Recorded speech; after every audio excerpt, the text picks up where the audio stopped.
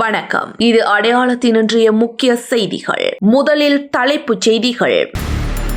இலங்கை மக்களின் கடவுளாக்கிய மாறிய அனுர ஜனாதிபதியின் பதாதைக்கு கையெடுத்து கும்பிட்டு முத்தமிட்ட இளைஞன் சமூக வலைதளங்களில் வைரலாகும் காணொளி. தென்னிலங்கையில் சொகுசு மாளிகைக்குள் வெளிநாட்டவர்கள் செய்த மோசமான செயல், போலீசாரின் விசாரணையில் வெளியான அதிர்ச்சி தகவல். டித்வா புயலின் கோர தாண்டவம், அடுத்தடுத்து அதிகரிக்கும் உயிரிழப்புகள். நேற்று திடீரென கட்டுநாயக்கவில் தரையிறங்கிய ரஷ்ய விமானம், ஏன் தெரியுமா? வெளியான முழு தகவல். நாட்டின் தென்கிழக்கே உருவாகியுள்ள புதிய காற்று சுழற்சி, தளம்பல் நிலையில் வளிமண்டலம். வெளியான வானிலை அறிக்கை, விடுக்கப்பட்ட எச்சரிக்கை. நிறுத்தி வைக்கப்பட்ட உயர்தர பரீட்சை இந்த திகதியில் மீண்டும் ஆரம்பமாகும். பரீட்சார்த்திகளுக்கு வெளியான அறிவிப்பு. பரீட்சைகள் திணைக்களம் வழங்கிய முக்கிய தகவல். இதுபோன்ற தொடர்ச்சியான செய்தி அறிவிப்புகளை உடனுக்குடன் பெற்றுக்கொள்ள மறக்காமல் நமது அடையாளம் சேனலை சப்ஸ்கிரைப் செய்து இணைந்திருங்கள். தொடர்பான விரிவான செய்திகள். நாட்டின் சமகால ஜனாதிபதி அனுரகுமார திசாநாயக்க மக்கள் மனதில் தனக்கென தனி இடத்தை பிடித்துள்ளார். இலங்கை வாழ் மூவின மக்கள் அனைவருமே ஜனாதிபதி அனுரகுமார திசாநாயக்கவை தற்போது கடவுளாக பார்க்க தொடங்கியுள்ளனர். குறிப்பாக இதற்கு முன்னர் ஆட்சியில் இருந்த ஜனாதிபதிகள் அனைவருமே மக்களிடம் காட்டாத அக்கறையினை ஜனாதிபதி அனுரகுமார காட்டி வருகின்றார்.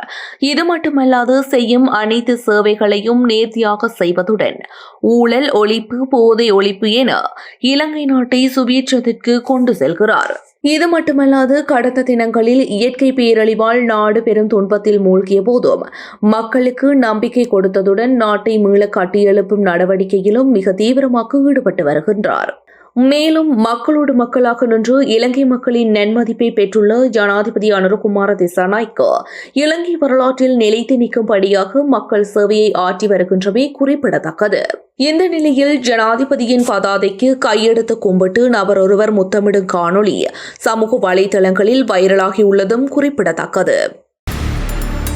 களுத்துறை மாவட்டத்தின் அழுத்கம பகுதியில் உள்ள சொகுசு வீடு ஒன்றை வாடகைக்கு எடுத்து இணையம் வழியாக பெரிய அளவிலான நிதி மோசடிகளில் ஈடுபட்ட 16 சீன நாட்டினர் நேற்று போலீசாரால் கைது செய்யப்பட்டுள்ளனர். குறித்த சம்பவம் தொடர்பில் மேலும் தெரிய வருகையில் அழுத்கம போலீசாருக்கு கிடைத்த ரகசிய தகவலுக்கு அமைய சந்தேக நபர்கள் கைதாகியுள்ளனர்.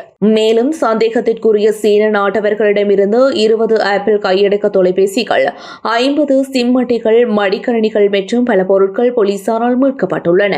குறித்து சந்தேக நபர்கள் நீண்ட காலமாக வீட்டை வாடகைக்கு எடுத்தல், உலகம் முழுவதும் உள்ள பல்வேறு நபர்களின் வங்கிக் கணக்குகளில் இருந்து ஆன்லைனில் பணம் மோசடி செய்து பணம் பெறுதல் மற்றும் மக்களை ஏமாற்றுதல் உள்ளிட்ட பல கணனி குற்றங்களில் ஈடுபட்டு வருகின்றனர் எனவும் சந்தேகத்திற்குரிய சீன நாட்டினரை மேலதிக விசாரணைகளுக்காக குற்றப்புலனாய்வு துறையிடம் ஒப்படைக்கப்பட உள்ளதாகவும் போலீசார் தெரிவித்துள்ளனர். இலங்கையில் ஏற்பட்ட மிக மோசமான இயற்கை அனர்த்தமான டித்வா புயலின் தாக்கம் காரணமாக இதுவரையில் 639 பேர் உயிரிழந்திருக்கின்றனர். மேலும் நாட்டின் மொத்த சனத்தொகையில் சுமார் 10% இதனால் பாதிக்கப்பட்டுள்ளதாகவும் கூறப்படுகிறது. இது இவ்வாறு இருக்க, இந்த பேரிடர் சூழலில் இலங்கைக்கு அநேகமான நாடுகள் தமது உதவிகளை செய்தும் நிவாரணங்களை அனுப்பியும் வரும் நிலையில் நாட்டில் ஏற்பட்டுள்ள பேரிடர் சூழ்நிலையை எதிர்கொள்ளும் வகையில் ரஷ்யா நேற்று சிறப்பு சரக்கு விமானம் மூலம் கட்டுநாயக்க விமான நிலையத்துக்கு 35 மெட்ரிக் டன் உதவி பொருட்களை அனுப்பி வைத்துள்ளது. மேலும் ரஷ்யாவிடமிருந்து உதவியாக ஒரு நடமாடும் மின் நிலையம், தாவர எண்ணெய், சர்க்கரை, அரிசி மற்றும் கூடாரங்கள் ஆகியவை கிடைக்கப் பெற்றுள்ளன. குறித்த உதவி பொருளை ஏற்றி வந்த ரஷ்ய இலியூசின் IL-76 சரக்கு விமானம் நேற்று பிற்பகல் 1:10 மணிக்கு கட்டுநாயக்க விமான நிலையத்தை வந்தடைந்ததாக விமான நிலைய உள் வட்டாரங்கள் குறிப்பிடுகின்றன. இந்த வரவேற்பில் இலங்கைக்கான ரஷ்ய தூதர், துறைமுகங்கள் மற்றும் சிவில் விமான போக்குவரத்து அமைச்சர், பாதுகாப்பு பிரதி அமைச்சர் அருண ஜெயசேகர் ஆகியோர் கலந்து கொண்டனர் என்பதும் குறிப்பிடத்தக்கது. நாட்டின் வானிலையில் அடுத்தடுத்து பல மாற்றங்கள் இடம்பெற்று வரும் நிலையில் இன்றைய வானிலை தொடர்பான தகவல்கள் வெளியாகியிருக்கிறது. அதன்படி மேல் மற்றும் சப்ரகமுவ மாகாணங்களிலும் காலி மற்றும் மாத்தறை மாவட்டங்களிலும் சில இடங்களில் இடியுடன் கூடிய மழையுடன் பலத்த மின்னல் தாக்கம் ஏற்படுவதற்கான அதிக சாத்தியம் காணப்படுவதாக வளிமண்டலவியல் திணைக்களம் குறிப்பிட்டுள்ளது. மேலும் இடியுடன் கூடிய 75 மில்லிமீட்டருக்கும் அதிகமான மழை பெய்யக்கூடும் என வளிமண்டலவியல் திணைக்களம் திணைக்களம் எதிர்ப்பு கூறியுள்ளது. இது இவ்வாறு இருக்க யாழ்ப்பாண பல்கலைக்கழகத்தின் புவியியல் துறையின் சிரேஷ்ட விரிவுரையாளர் நாகமுத்து பிரதீபராஜா வானிலை குறித்து எதிர்ப்பு கூறுகையில், நாட்டின் தென்கிழக்கே நிலவும் காற்று சுழற்சி மற்றும் தென்மேற்கு பகுதியில் நிலவும் வளிமண்டல தளம்பல் நிலை காரணமாக தற்போது கிடைத்து வரும் மழை நாளைய தினம் வரை தொடரும் எனவும் எதிர்பார்க்கப்படுகிறது.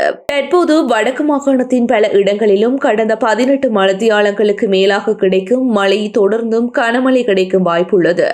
குளங்கள் பலவும் வான் பாய்கின்றன. ஆறுகளும் அவற்றின் கொள்ளளவை நெருங்கியுள்ளது. எனவே மன்னார், யாழ்ப்பாணம், கிளிநொச்சி மற்றும் முல்லைத்தீவு மாவட்டங்களின் தாழ்நில பகுதிகளில் உள்ள மக்கள் வெள்ள அபாயம் தொடர்பாக அவதானமாக இருப்பது அவசியம். குறிப்பாக குளங்களின் கீழ் பகுதிகளில் உள்ள மக்கள் மிக அவதானமாக இருப்பது அவசியம் எனவும் பேராசிரியர் தெரிவித்துள்ளார். நாட்டில் நிலவிய இயற்கை பேரிடர் காரணமாக நடத்த முடியாத பாடங்களை உள்ளடக்கிய 2025 காபோத உயர்தர பரீட்சை 2026 ஜனவரியில் மீண்டும் தொடங்கும் என்று பரீட்சைகள் திணைக்களம் தெரிவித்துள்ளது. குறிப்பாக ஒத்திவைக்கப்பட்ட பாடங்கள் ஜனவரி 12 முதல் ஜனவரி 20, 2026 வரை நடத்தப்படும் என்று பரீட்சைகள் ஆணையாளர் நாயகம் குறிப்பிட்டுள்ளார். புதுப்பிக்கப்பட்ட தேர்வு அட்டவணை ஏற்கனவே வெளியிடப்பட்டுள்ளதாகவும் வானிலையால் பாதிக்கப்பட்டு தேர்வு மையங்களுக்கு செல்ல முடியாத பரீட்சார்த்திகள் தங்கள் பாடசாலை அதிபர்களுக்கு தெரிவிக்க வேண்டும் எனவும் பின்னர் அதிபர்கள் வலய கல்வி அலுவலகங்கள் மற்றும் பரீட்சைகள் ஆணையாளர் நாயகத்திற்கு தெரிவிக்க வேண்டும் என்றும், குறிப்பாக தேர்வு மையங்களுக்கு வர முடியாத தனியார் பரீட்சார்த்திகள் 1911 என்ற ஹொட்லைன் 0112784537 0112786616 மற்றும் 0112784208 என்ற தொலைபேசி எண்கள் 0112784422 என்ற தொலைநகல் எண் அல்லது gcealexam@gmail.com என்ற மின்னஞ்சல் முகவரி மூலம் துறையை தொடர்பு கொள்ளுமாறு திணைக்களம் மேலும் அறிவுறுத்தியுள்ளது. இன்றைய செய்தி தொடர்பான உங்களுடைய கருத்துக்களை மறக்காமல் கமெண்ட் செய்யுங்கள். மேலும் அடுத்தடுத்த செய்திகளின் அறிவிப்புகளை உடனுக்குடன் பெற்றுக்கொள்ள அடையாளம் சேனலை சப்ஸ்கிரைப் செய்து வைத்துக் கொள்ளுங்கள்.